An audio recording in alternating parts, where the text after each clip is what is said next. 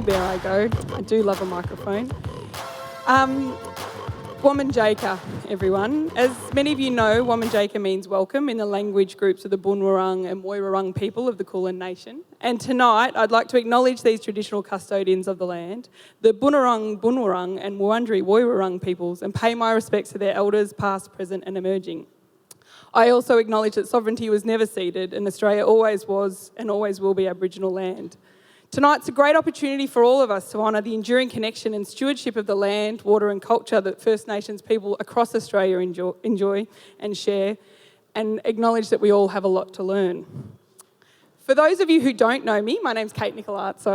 I'm an associate in the Better Cities and Regions team at HIP v Hype Sustainability, where among many other things, we spend a lot of time thinking, planning and designing solutions to climate change, both reducing our collective footprint but also planning for the worst impacts in our homes, businesses, cities and regions. If you haven't come across HIP v Hype before, we're a relatively small group of businesses that are all focused on leaving the world in a better place. We design and build climate resilient and sustainable housing. We work with clients, local government, universities, healthcare providers, developers, to name a few, to develop plans, strategies and programs that help them minimise their impact and adapt to a changing climate. And we also operate workshare spaces for like-minded businesses so that we can collaborate and grow our shared impact. We are in a climate emergency. There is absolutely no doubt, and I think everyone who's come along here tonight would agree. Climate change is no longer a threat for us to think about in the future. It must be urgently addressed by all levels of government, businesses, organisations, communities and individuals today. We have an international global agreement to work together to try and limit global warming to 1.5 degrees, and I think we're all pretty glad that over the last few weeks we've seen a bit of action in the US, and under Joe Biden, the US rejoined the Paris Agreement.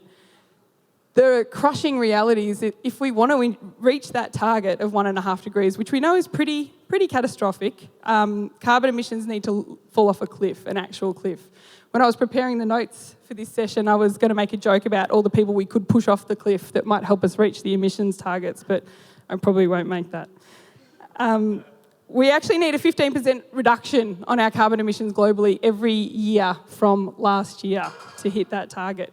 And to give you some sense of the scale of that challenge, at one point in May last year, thanks to the COVID pandemic, we reached a global reduction in our daily emissions of 17% while everything was locked down. So that gives some sense of the kind of economic shocks that we could be in for if we don't start to address these things, and let alone the social and environmental ones. So that's some pretty big disruption that we're facing if we don't sort of start pulling our way together. So the science is clear. We don't have until 2050 to get to zero emissions. We need to get there sooner rather than later. And we need to start also drawing down all our legacy emissions. So tonight, it's a really brilliant opportunity to talk about how we're mobilising into action at a local level. And maybe we can reflect on how we can use that momentum at a local level to actually influence at a global scale. To do that, I'm joined on the panel by Councillor Suzanne Newton. Suzanne's a councillor in the city of Daraban and former Deputy Mayor, and someone I was very proud to vote for as a Daraban resident in the last election. When Suzanne was first elected in 2016, she was part of the new council that voted to declare a climate emergency in the city of Daraban, and the first jurisdiction in the world to do so, and started a global movement, so congratulations. We are also joined very excitedly by Katja Roter and her daughter Lumina. I was just telling Lumina earlier that as a Daraban resident, I was privileged to watch her video where she spoke about, and we're going to hear from her a little bit today, about her involvement in the school's climate strike action, and an incredible community advocate. But Katja and Lumina are both passionate members of the Daraban climate action community and both active in lots of different community groups. And also joining us is Julian Donlan. So Julian's the Coordinator of Environmental Sustainability at Bayside City Council. He's been working in sustainability for over 20 years and led the development internally of Bayside's climate emergency plan. And for those of you who don't know, in 2019, in December, Bayside unanimously declared a climate emergency. Good to hear that it wasn't a political contentious issue. In response to a really significant amount of community support. So it was very much driven in Bayside by the community pushing to get that declaration up, which is great. So the resulting Climate Emergency Action Plan was adopted in September 2020, following a huge amount of community engagement, and we'll hear from Julian about that process too. Unfortunately, Joel Gagan was from the Bass Coast Landcare Group, was also going to join us. He was heavily involved in Bass Coast's Climate Change Action Plan, but I'm sure there's lots of us here in the audience who might have opportunities to share some of our own reflections of action that we've taken in the community. So before we get started with questions from the panel, maybe thought we could have a little bit of a show of hands to tell us, do you currently live in a local government area that's declared a climate emergency? About a third of people, so that's pretty interesting. Do you work in a business or in a professional group that's declared a climate emergency? Oh, sorry, I should be raising my own hand here. Oh. Do you volunteer in a local environmental climate change action group? Brilliant. Do you have any plans to advocate for your business or local government or council to actually declare a climate emergency? Might be some ideas for you to start kicking off. Okay, so we're going to start with a question to Suzanne, if that's okay. Do you want to tell us about how Daraban came to be the first government of any level to declare a climate emergency and start this global movement? Sure. Thank you, Kate. And thank you, Laura and Kate, for having me here tonight. And it's really lovely to see everyone in person. I'm still really enjoying in-person events. So I'm very lucky to live in Daraban. I think it's one of the most incredible places to live. And it's a place where our community is incredibly strong on climate pretty much across the board. So 4 years ago, when I ran for council for the first time, someone gave me something called a climate emergency declaration to sign when I was running as a candidate. Signed it, didn't really give it much thought beyond that.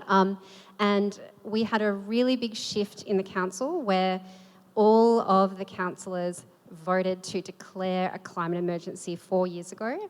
And it was something where I think the community wanted quite a significant change. We flipped the council in terms of gender, for example. It went from 2 women out of 9 to 7 out of 9, which was pretty incredible. And what happened was, it was the first thing that we did as a new council. We voted to declare a climate emergency, and I don't think I possibly could have imagined that 4 years later there would be over 1 billion people in the world living in jurisdictions at all levels that have declared, and that not only would we really move forward in that space and be leaders in that space, but also that we would really start to see the impacts of the climate emergency. And I think anyone who was around here a year ago with the summer that we had and COVID more recently will know that this isn't something that we're thinking about in the future now. This is present. And for Daraban Council, what it's meant for us is a huge organisational shift where everything we do, from waste and recycling right through to finance, where we put our money, who we use for our contracts, everything is framed in the climate emergency framework. It's been incredible to be a part of, and I'm really looking forward to talking about it some more. Brilliant. I'm just going to ask one little follow-up question, because it's sort of been 4 or almost 5 years of implementation or being in that space. What are you most proud of at Daraban during that time? Yeah, that's a great question. So I think that to be a part of a global movement has been absolutely incredible. So to see Sydney declare, Melbourne, New York, to see what's happening in the European Union, I think I couldn't have imagined that was something that was community-led, young people-led, that it would go as far as it could. And I think for me it shows the power that not only communities can have, but also local government can elevate. And also I would say, you know, as a very proud Daraban council and a Daraban resident, we can also put the other levels of government to shame. And I think that really helps because the more that they feel shame about the action that they're not taking, the better. Great. I might lead into a question for Katja and Lamina. Just from your perspective, taking that role as an advocate within the community, what sort of change do you think you've seen within Daraban as part of the Climate Emergency Declaration? And I just want to also start off by saying that, you know, I'm just stepping into this panel in a little bit at the last minute. So I just wanted to be transparent and say I actually booked a ticket to be in the audience previously. So, and I wanted to acknowledge that I think there's so many people here in the car park who have so much community climate action or, you know, community group experience. So I didn't want to pretend to be an expert in any way. I moved to Daraban Council area probably about 3 years ago.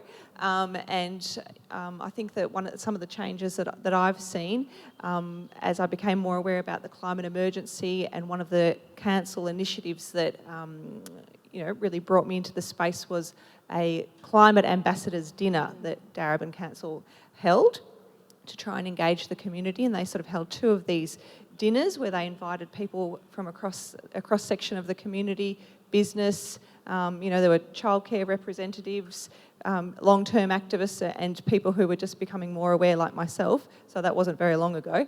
And that was really about sort of, trying to set the scene, where are we at with climate change and what actions can we take. And I think one of the changes one of the things I've seen as a Daraban resident is a real intention for partnership with the local council. I think that the climate emergency team, as they're called, and that's pretty great to have an actual team at our local council called the Climate Emergency Program Team, has been trying to proactively engage with different community groups. So for myself, I live in Reservoir. Many of you probably know Reservoir, and we have been trying to get some, awareness raising, information sessions, opportunities to engage in the climate emergency space for people, we call it north of Bell Street, so a little bit, less inner city, to engage. And I've seen that our council has been quite supportive of that through grant programs for us to run workshops, and also, supporting our networking and, sharing information and strategy around that. But I'd like to come back to that a little bit more soon.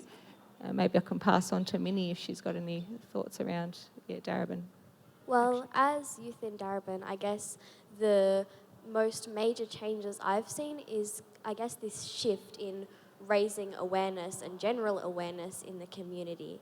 Like, I've surveyed my class on what they think are the most important world issues, and while some people said anything from Brexit to volcanoes,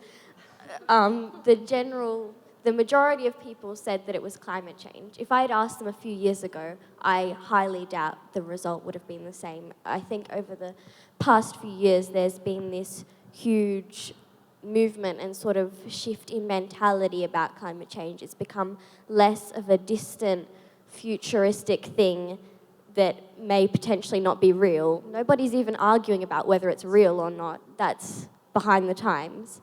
Now, people are arguing about what to do next. There's been such a shift in awareness that now it's just, at least for the youth in the community, a given that something is going to happen, a given that this is real and that somebody is taking action. Absolutely, thank you. I want to come. There's about 1,000 questions I want to ask you, but we'll come back to a few afterwards. Julian, tell us a little bit about how Bayside got to the point of getting that groundswell of community support to push through a climate emergency declaration, and then how you kind of maintain that engagement through your planning process to build a response. Thanks, Kate. And I'm sure there's a few people in the audience in sort of that intonation about Bayside. In the list of environmental local governments in Melbourne... I hope I didn't have an intonation, did I? I didn't mean to have an intonation. My apologies. People do wonder, but you think of Daraban, Moreland, Yarra, Melbourne, where we are, maybe Port Phillip and the inner metro councils, but Bayside, very conservative area from Brighton down to Beaumaris. Not exactly known for its environmental activism, you would think, but we do, there is a long-term Bayside Climate Change Action Group. It's been 300 to 500 members over 20 years, and one large group, largely of seniors, I have to say, but they've been driving efforts around Stop Ndani campaign and human signs way back 15 years ago, and have been the driving force of developing a climate emergency action plan for Bayside. It was very fortunate that they're one large group, and they were able to galvanise all the support of have many friends groups, many flora and fauna environmental groups, who all do their little thing in their little patch and very conscious of birds and trees and wildlife.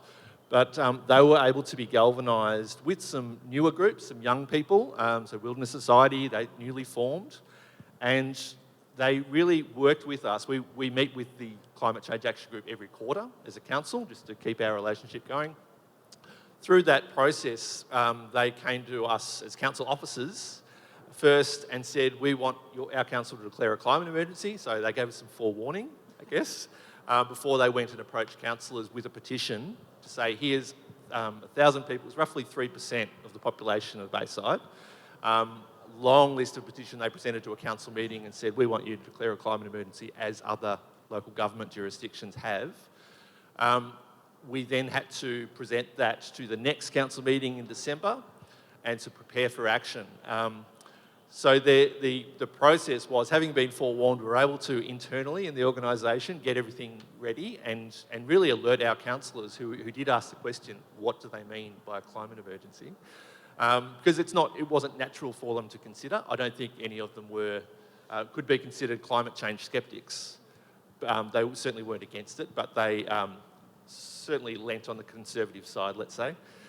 At the December council meeting, there's an amazing podcast of it called Growing Concern, but we had people from all walks of life fill the chamber. Everyone gets 3 minutes to speak, so they all very eloquently put their take on why climate action on climate emergency is necessary. And these were people from Professor Alan Peers at RMIT, down to local lifesavers, to health professionals, to business people, to a 13 and 9-year-old, who were probably the most powerful voice, I'd have to say, at that meeting. The council unanimously declared a climate emergency. There was a standing ovation for 3 minutes, which was before we got used to the word unprecedented so much. That had never happened before in a council meeting there. So from that, it was, the process is very much how councils develop action plans. Although it's a climate emergency, it took 9 months to develop an action plan, and that's pretty fast for a council, you would say. So the sense of urgency and get out there and get on with it was very adamant from the community, but we have to work through the council processes. Go draft a plan, take it out to the community. Fortunately and unfortunately, the timing when we were releasing our plan to saying, community, what do you think of this draft action plan we've got, was this time last year when we had skies full of black smoke. The cover of our plan has got a city skyline from the Brighton bathing boxes with smoke all through it. So it was actually the perfect time to engage the community. Everyone was thinking about it and needed to have a response. And so they did. We got record public engagement. We engaged Hit versus Hype, to help us develop that plan over time. So we needed some help. We needed to bring in resources, and that took till September of last year. It was finally adopted, and now we're in the phase of starting to deliver it. There was definitely no tone, because the work that we did with Bayside, I think we were all really impressed within the HVH team about the how earnestly you approached that community engagement and making sure the community's voice was heard through that process. So I guess my next follow-up question is, just now that you're sort of starting to, and maybe it's a bit too early in the year yet, but starting to hit into a little bit of implementation of the plan and how you plan to keep the community engaged and part of the implementation of the plan. Well, the first thing we did, because we really didn't have any money committed toward doing anything, was look at all the internal actions that a council could take to implement the climate emergency, so which don't cost anything. So changing systems and processes internally. The council report that goes up to council has a little section now that says, how is this report addressing the climate emergency? Changing things like the way we do finance, the way we look at risk management, and looking at a climate emergency lens through all of the different systems and processes. Doesn't cost anything. They're only small changes, but they're really important changes to make for an organisation to then be able to say, right, we're doing everything we can. How can we then go out and lead the community? So the next phase is really re-engaging with the community, and we call it mobilising with the community, which hasn't really been done on a large scale in Bayside before, so it's really new territory for us. We've got a large climate change action group and other groups that are key stakeholders in that, but we're really just starting to sit down and work with them and say, how can we have a coordinated program of events like this, a communications campaign of action, and get the message out to every Bayside householder, resident, business. Great.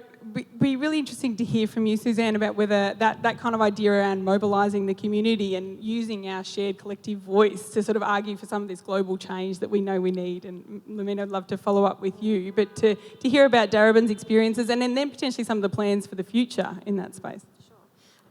Yes, we're a little bit ahead of where you guys are, but it's so fantastic to hear that Bayside has made that decision. It's so important to have councils from all sides of the political spectrum on board.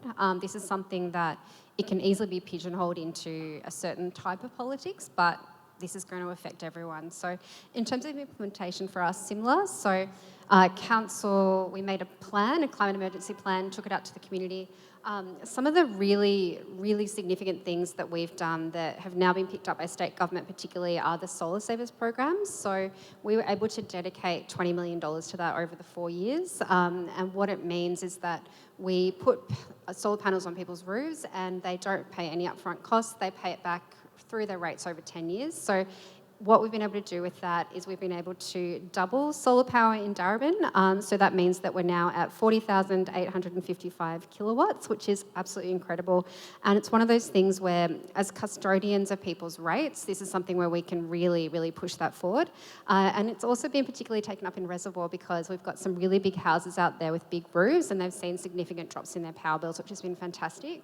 The one that everyone loves is people can put their leftovers into their green bin. So what that means is it's transferred into compost, and that way we can save 8,000 tonnes of carbon emissions a year, which has been absolutely incredible. In terms of what's next for us, one of the big things that we're looking at is getting away from gas as much as possible. So we're, in the next year or two, planning on rebuilding the Northcote pool, which was last built in 1968, and we're looking at making that the first 6-star green-rated pool in Australia, or a leisure centre. And we're going to see if we can do it without gas. But apparently, at the moment, it's really difficult because if the power goes out, you might still need to have it as a backup. But we're going to push forward as much as we can and see how possible that is. So I'm really excited about that. And yeah, I think it's really onwards and upwards. But obviously, I think on the other side, I think there's really big challenges with COVID, particularly in that our income is lower than it was. And so I think some of the really big things that we were able to push forward in the last 4 years, I'm a little bit worried about how to keep going and keep that momentum when we're in a little bit of a different financial situation to what we were a year ago. Lumina, being the voice of youth on the panel and assuming there's not much we can do about volcanoes, what are the other things that you're hearing from your cohort and that you're prioritising that young people are sort of, asking for in terms of action on climate emergency? Well, I feel like in that sort of space of youth, obviously I'd say it's a bit different for high school age youth, but at least asking people in my school from ages 8 to, say, 12, there's been a general expectation that adults will fix it for us. That's sort of always been the expectation, and it still is now. There's an awareness of climate change. We understand it. But if it was serious, surely someone would do something. If it was serious, why are we left to deal with it? We were not the ones that caused this issue. We really have nothing to do with it, except for the fact that we are the ones who will later deal with it. Very good point. I've done the Al Gore Climate Reality Leadership Program, and I often go out to my kids' school and do a climate talk, and it's one of my favourite times of the year. I often do it with sort of, grade 3s, 4s, 5s and 6s, and last year I had a parent come up to me and their kids had written their list for Santa was just solar panels on the roof. Luckily they were in Daraban, so they were able to roll it in with the Solar Savers program. But using kids using their voices within their families is a really important part of that, definitely. What about your reflections, Katia? How do you, being a community advocate in that space, what are the things that you're sort of really pushing for? What are the priorities at the moment? Yeah, look, that's a good question. I guess that's something I was trying to sort of reflect on, especially because I've got Susan's ear here. I think that some of the main challenges that we face, and just being really honest, here in our sort of small group in Reservoir, we're calling ourselves Reservoir Neighbours for climate action because we have a real focus, and we find that the draw card for people is to get to know your neighbours and build those relationships and connections. And I think we've all come through the COVID lockdown period where we rediscovered the power of being able to know the person around the corner and across the road. But one of the things that that we find is that, you know, there are more established community groups, climate action groups. Sounds like you've got one in Bayside, you said, they've been going for 20 years. So for newer groups that are starting up, we're finding that there's enthusiasm, there's definite concern and alarm about the climate emergency. And we just are sort of struggling to know what's most strategic in terms of where to place our energies. What are the most effective actions that we can take? And I guess we do look to council, and we have met with council's team a bit around this, and I'm hoping to see a lot of really great stuff this year in partnership. But, you know, we have, there's that sort of, there's people with specific interests in our group that want to continue with, you know, planting the verge side, veggie gardening and food security. There's people who want to continue on with, revegetation efforts and things like that.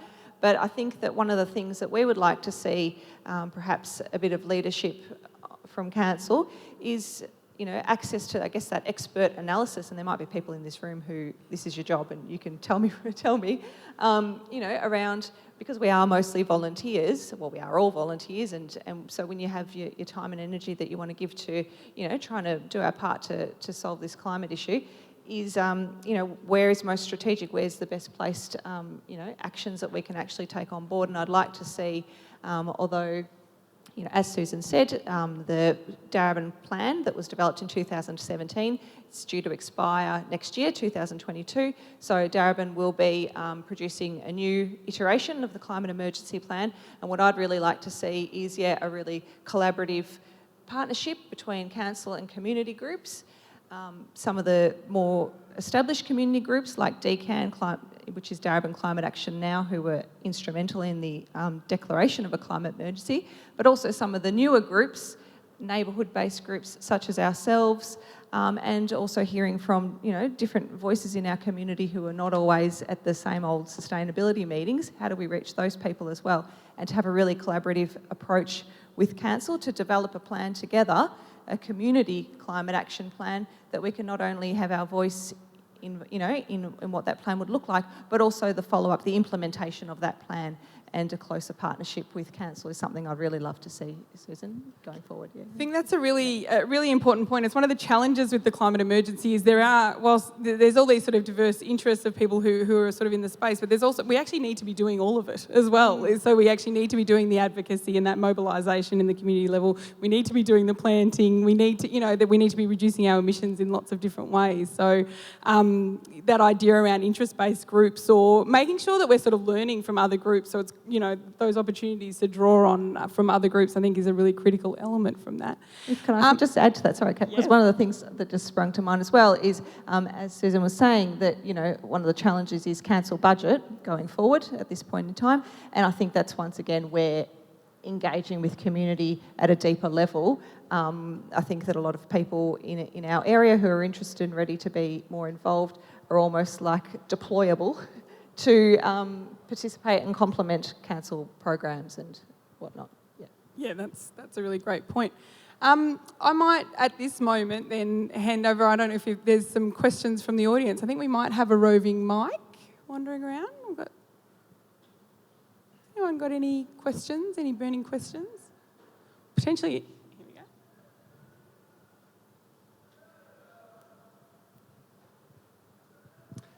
Hello, for the councillors, I work in federal government contracting and procurement, and for departments such as Defence and the Bureau of Meteorology. Yep.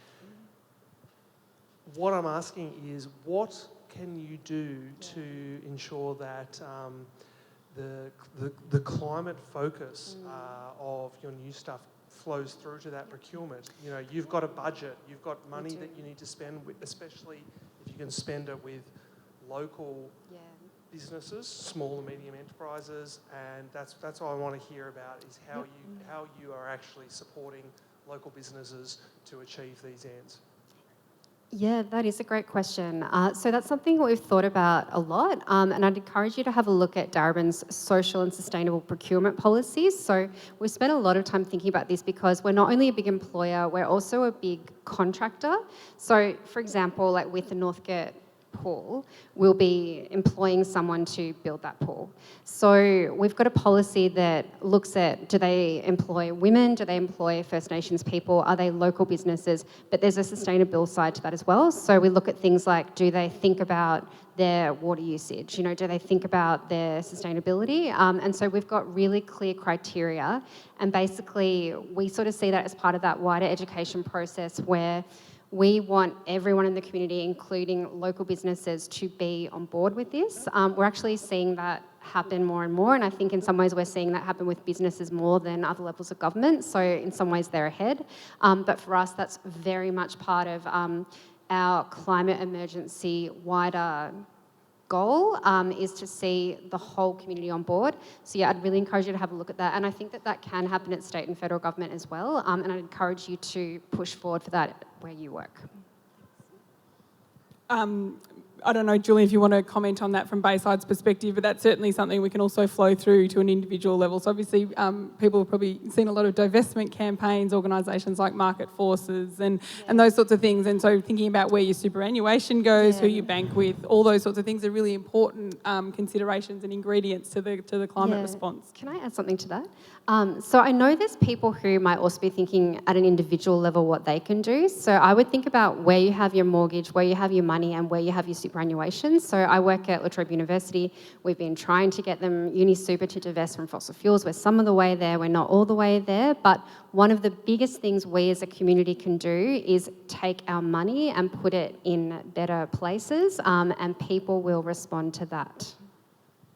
And for those of us who work in a professional setting and might not necessarily have the time, so there's some incredible advocates and campaigners out there, especially in that space. And we mentioned Stop Adani before and those sorts of things. And I've often taken, and I've got a friend who recently had an interaction. I think the Adani CFO is now starting to engage with a lot of the activists and getting a little bit annoyed, which is quite fun to see. But I guess, sort of working largely full-time, kids, all that sort of stuff, I don't have that space to be an activist in that way. So there's often campaigns or, even GoFundMe pages and those sorts of things where we can actually support those people who are willing to and do have the capacity to sort of put their lives out there in that way, in that activist space, which I think is another kind of way to think about it. Did you want to say anything about procurement from Bayside's perspective? It's a fun topic. Sure, yeah. So I agree with Suzanne's comments there around the supply chains, and putting things in policy is usually how councils deal with that. It's the implementation of that policy that's really important. So while we've updated our procurement policy to say there's criteria around how is this addressing the climate emergency, not everyone who's buying something within the council will get that right. And so we're still on a bit of a journey to make sure that policy is implemented and becomes part of the culture of buying or contracting anything within a council.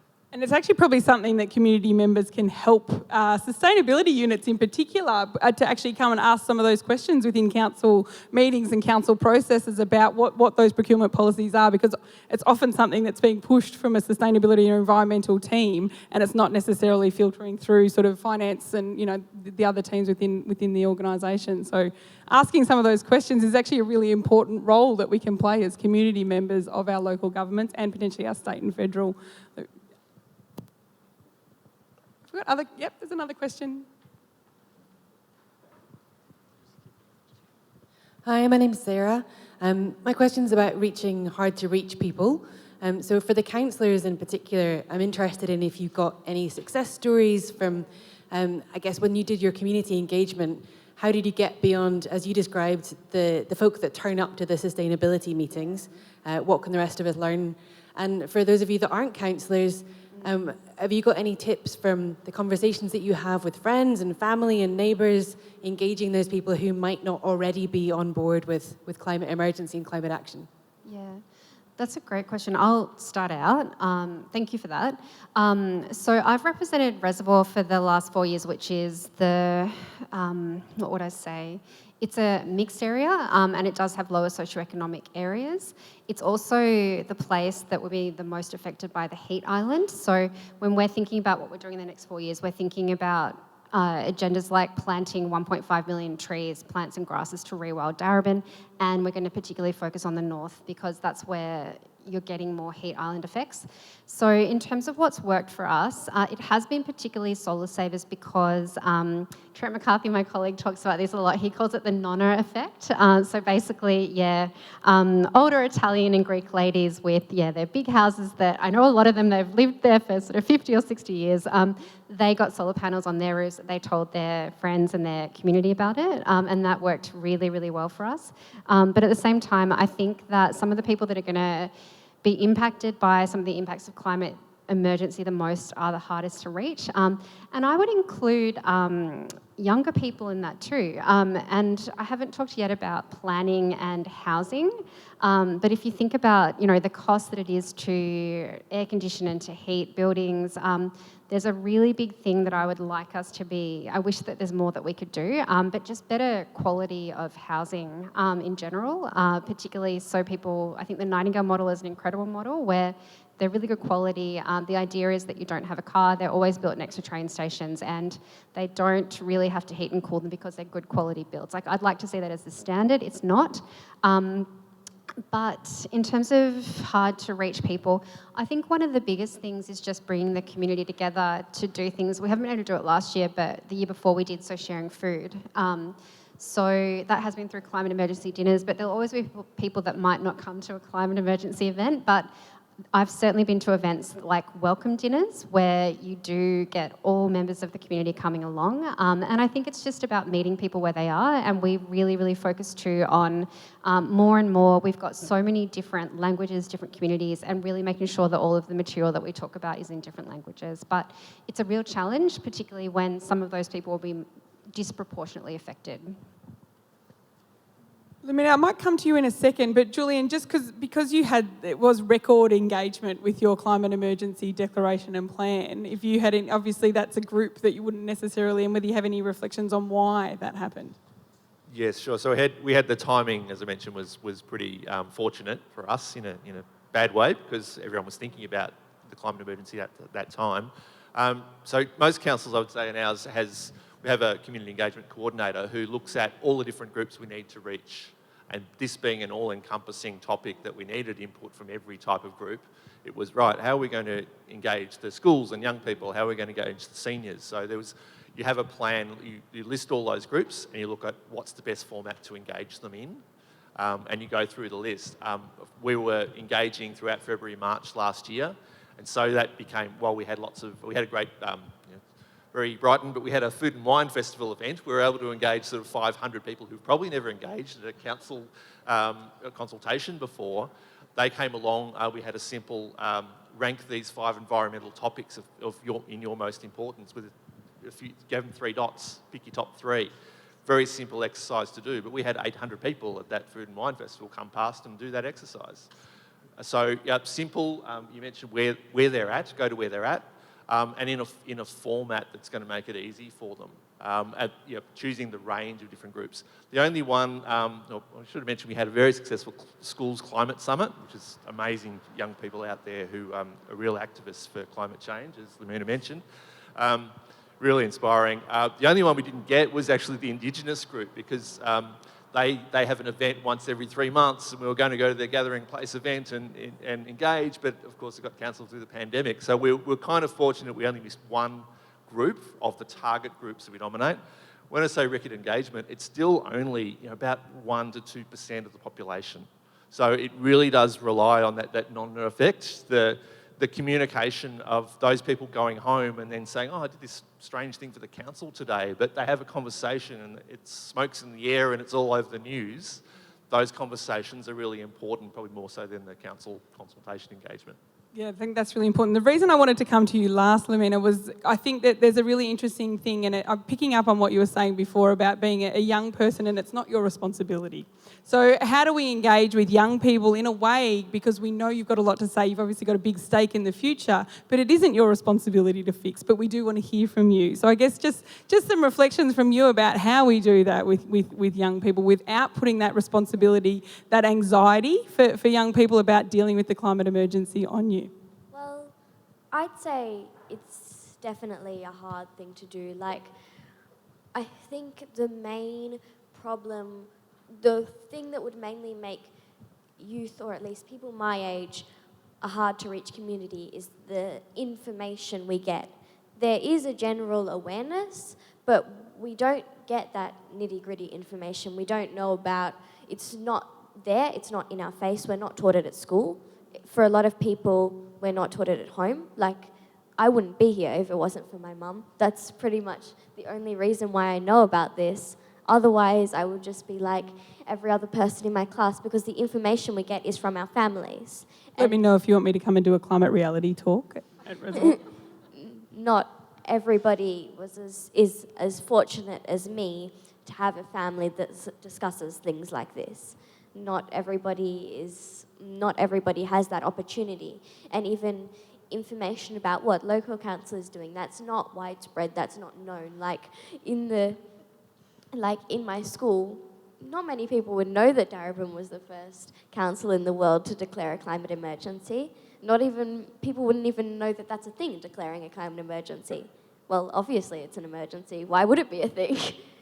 And so I guess reaching out can mainly be sparked by giving that information and having it there and ready, so we don't actually have to dig for it, have to extensively try and find it. Like, I guess for adults, you can see it in your workplace, you see it on the news. Not many 11-year-olds watch the news. And why would we want to anyway? It's all doom and gloom.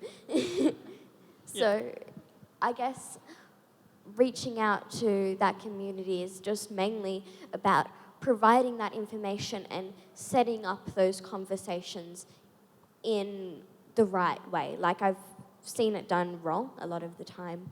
I have friends who have parents who don't think climate change is even a real thing, and they discuss it with their children, and they tell them that, well, this isn't a thing. Or friends that their parents might think climate change is a thing, but even, I guess, in adults, there's a reliance on leaders to fix this. Their parents might think it's environmental issues. Yeah, they're important and everything. There's a general acknowledgement for that. But at the same time, then they go to Kmart and they buy all this plastic stuff that just... anyway, so there's a general miscommunication. It's sort of hard to link these things in everyday life, and I guess once you know about it, it's hard to stop seeing it.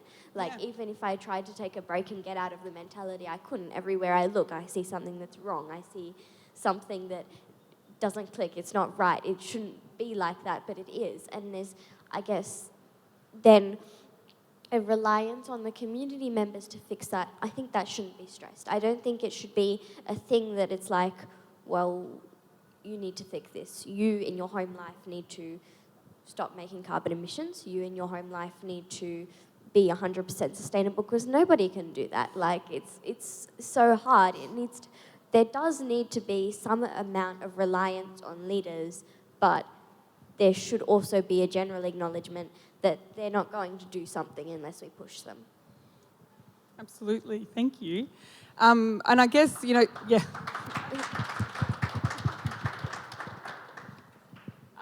one final reflection, I think, from probably Hip v Hype's experience, but also my experience throughout time around community engagement and particularly working with hard to reach, is that often these processes are seen as quite finite. So there's a particular period of time that we've got to do this thing, this community engagement, or find our way to actually to do that. And the reality being that working with those hard to reach communities has to be an ongoing process and conversation, and probably need to open ourselves up to appreciating that 9 months, feels short for a council, feels long for a climate emergency. The reality is it's all going to take a lot longer than that. So I guess we should all strap in for the long haul, is what I'm saying around that.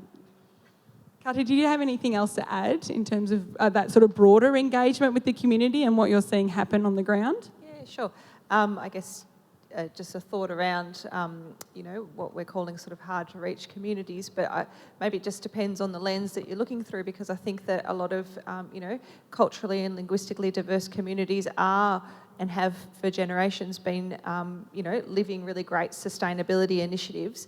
And I think that they just maybe need a bit of spotlight and celebration of the great things that different groups are already doing, whether it's reducing food waste or being, they might see it through a lens of being economical or promoting social cohesion, but they are fantastic sustainability initiatives. So I think we can't assume that so-called hard-to-reach groups aren't doing anything and they need to get on board. I think that they're doing really great things. We're just not, talking about it in a different way. So, and I think that maybe a division between, an imaginary division between sort of councillors and council staff and community is it's a bit more fluid actually, and I think that there's people working in all sorts of departments at local council, of course, who are also community members. We all are. So using that expertise and tapping into those networks is really important. And I think that, for example, myself, I work at Moreland Council as well. So, you sort of live across the full spectrum of it. So I think just making that conversation really open and transparent between, as the topic of this session is, working together with community. And finally, just the, young people, I think that that's a really important investment. I'd like to see that prioritised in council, community action, climate action plans, whatever we're calling them, is investing in supporting young people. I know, just speaking as Lumina's mum, I think that something Daraban has done a really great job at, among many things that we've discussed, is helping to support her to, develop her thinking and share her views. And I think that's had an impact. They've decided to invest in, making a YouTube video with Minnie talking about some of the reasons why she thinks engagement on the climate emergency is important. And that all helps to build confidence. I wouldn't have been able to sit here when I was 11 years old and speak in front of all these adults. So that's just an important reflection on when we, prioritise and invest in those so-called diverse voices, age diverse as well, they are the future, that's a really important thing to have front and centre in our plans, I think. Yeah. Absolutely. And for those of us who are sort of, on the ground community activists in the audience, I have a friend some of you may know, Katarina Gator, who started up an organisation called Climate for Change. The entire model behind that was to have conversations with real people, with your neighbours, and this sort of Tupperware party model where you invite people around to have the conversation around climate change and potential action you can take, by inviting groups of 10 people, etc., and then you sort of making some commitments about letters to ministers or phone calls and those sorts of things. One of the stories that Katarina, she's been working on this model for about 12 years, but one of the things that she did, which I thought was incredible as an activist in a real show of bravery, which I think we all need to do within this climate emergency space, was she wanted to test whether her thinking was right and whether she could have these conversations with people who didn't believe. So she had a neighbour who I think at the time had a sack the carbon tax sticker on their letterbox or something. There was a really clearly, obviously, a climate denier neighbour, and so she took over a dozen eggs and knocked on the door and asked to have a conversation about climate change. And I think that ability for all of us who are in this space to sort of stand up and be brave and have those conversations is a really important thing to think about in those hard-to-reach communities. We've got time for one or two other questions. We've got some other questions in the audience, yeah?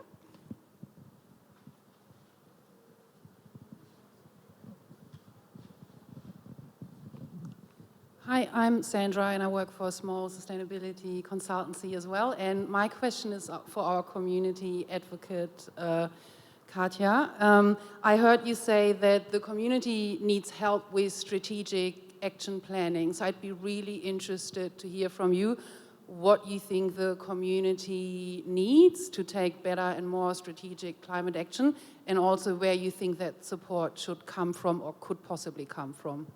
Yeah, that's a fantastic question, and I'm excited that I think this year there's a plan so from council, from Daraban. I understand that it's Daraban, Moreland, where I'm working at the moment, and Yarra. So as an example, running a pilot project to deliver some community activist workshops, but not in the vein of sort of one-off sessions, as a journey for groups to, bring them together into the same space. So I think that's important. And there are lots of different umbrella groups, your VCANs and your CCANs and all that, that do aim to bring, and, you know, locality-based groups like Bayside and whatnot, but bringing people into the same space and then, you know, together working on through a series of, well, they're calling them workshops, so I hope to find out some more information. I don't know if Susan knows, but hopefully soon they will let us know. And basically, I guess doing some planning and analysis together, what is the most strategic use of our time and resources. As Susan mentioned before, you know, one of the focuses Daraban wants to have this year is getting off gas. Yep. That's obviously a massive thing among community climate groups as well. How can we come together to, you know, work out roles and responsibilities around a very, you know, united campaign to advocate to our state and federal government on that specific issue? Do we deem, would that be most successful for everyone to sort of, you know, maybe drop some of the other things that we're doing, but get behind a campaign? I'm not sure, I'm not an expert, but I'm looking forward to, yeah, finding out any thoughts that anybody has and seeing how that journey of bringing people together over the course of, I think, the first half of this year could work, and what outcomes we could come up with. Yeah, good question. It's a great potential role for council to play to provide that support. Suzanne, I don't know if you wanted to say anything. The only other thing I would add is that Beyond Zero Emissions run a program called Zero Carbon Communities, where quite a lot of support is available online primarily, but they also have a program coordinator who can potentially offer some of that support. Just that I do know that it's going to be with Moreland and Yarra delivering a series of skills workshop for climate activists in the first half of this year. So watch this space. Great. I'm getting a thumbs up. I'm ready for my last question. So this is a question for everyone on the panel, really. Obviously, working in this space in climate change can be emotionally exhausting and really draining. And Katia, we'll go from you, but how do you manage your feelings of climate grief and potentially anxiety and you know, potential for compassion fatigue and maintain that momentum as an activist? Yeah, that's a good question. I think two things, like number one, just acknowledging that we don't have to be experts to take whatever action we deem as meaningful and, you know, in this space. And in that same vein, connecting with other people, you know, whether they be in our neighbourhood and in our so-called communities, however you define your community, just that sense of actually, you know, connecting with somebody and, you know, trying to do something about this global conundrum together, yeah, gives you that sense of, you know, it's great doing something together with someone else at the end of the day. Yep. Amina? Well, yeah, it's definitely a difficult thing dealing with those feelings of negativity, but I guess for me as youth, I don't really get as much grief. I don't get as much sadness. Instead, my feelings of negativity come in these massive waves of anger. And while that is a difficult thing to deal with, it's what spurred me on to turn anger into action. And like, it's so easy to feel hopeless, but it's also, when you look for it, so easy to find all these amazing people who have started so many amazing actions and who are trying so hard to battle with this climate emergency. And like, especially in youth, I guess there's a lot of climate anxiety. We're the ones who are going to have to live through this future, and just seeing already the outrageous effects, like inner city Melbourne wearing a mask because the smoke is so thick from bushfires. It's crazy, it's not natural, and it has to stop. But I don't feel grief about that, I feel anger. Suzanne? Thanks, Kate. It's a big question. I've got two examples. So I remember about a year ago, I was swimming at Coburg Olympic Pool, and the guy was wearing a mask. This was before COVID had really hit, and I just remember that I couldn't swim laps as well as I would normally would because of the air quality, and just how much that really freaked me out. And the second example is I've got a book club, and we read a book called The Glad Shout, which talks about if there's been a big disaster in Melbourne and how people dealt with that. And in that group, it's a feminist book club. And some of the women in that group talked about how they were thinking about not having children because of the climate emergency. And I'd never heard that spoken out loud before. So I think that there are... I think it's really scary. I think it's really scary what we're facing. I try not to let it overwhelm me as well. And I think anger is a very, very justified response.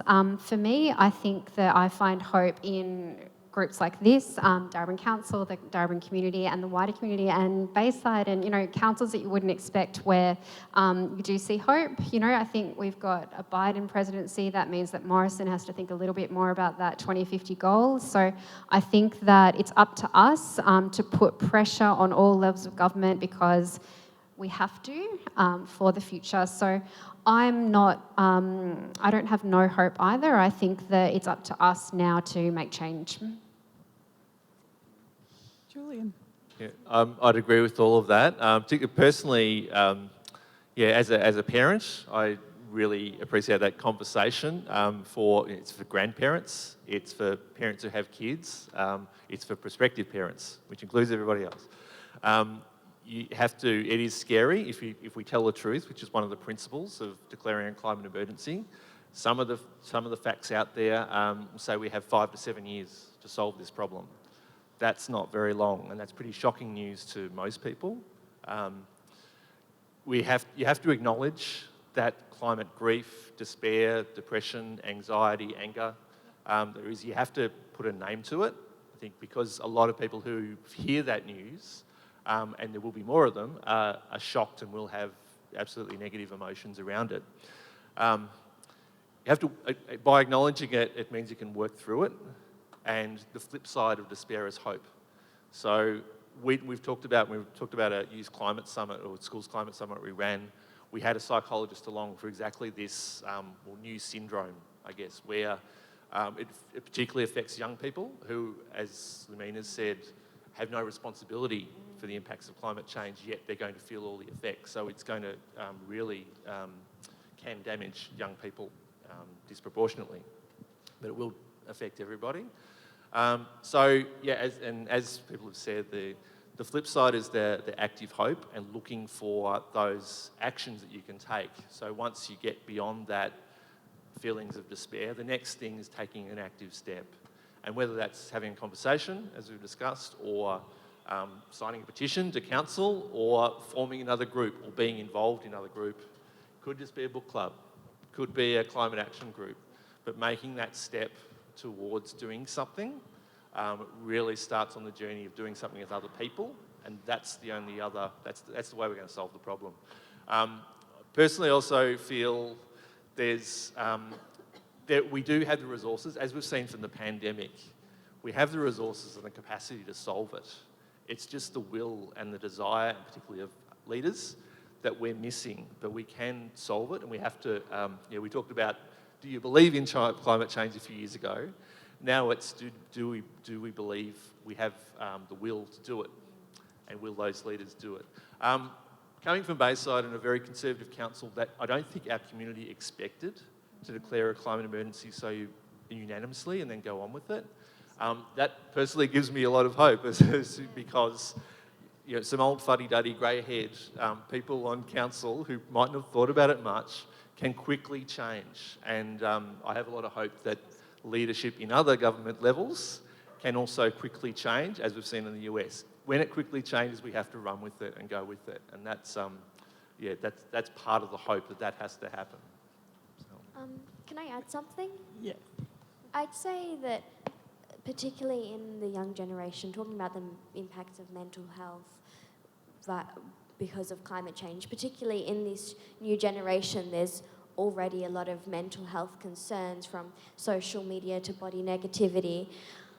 I'd say for a lot of people, and even not just in young people, but even particularly in adults, that anxiety is so easily turned into a lack of action, because I feel like it's so like easy to shut down. It's so easy not to think about it if you're not in that headspace of feeling like passionate and feeling uplifted and inspired by all these amazing movements. If you're not in that headspace, then it is so easy to just shut down by this anxiety. I'd say that it's probably one of, I'm no expert, but I'd say that it's probably one of the biggest sparks of climate denial even, to fear something and to forget about it or to try and block it out. It's such an easy path to fall down. You might not be an expert, you're incredibly insightful. My story actually really relates to that. So in that essence of truth-telling, and anyone who knows me knows I'm an incredibly direct person, and one day I almost broke one of my kids after we'd been watching Finding Nemo, and he was 5 years old, and I'm not even sure how this happened. We ended up talking about the Great Barrier Reef and, the sort of the damage that was happening by climate change, and I was possibly a little bit too direct with a 5-year-old, and both of us ended up on the kitchen floor in a mess, kind of crying and sobbing about the state of the Great Barrier Reef.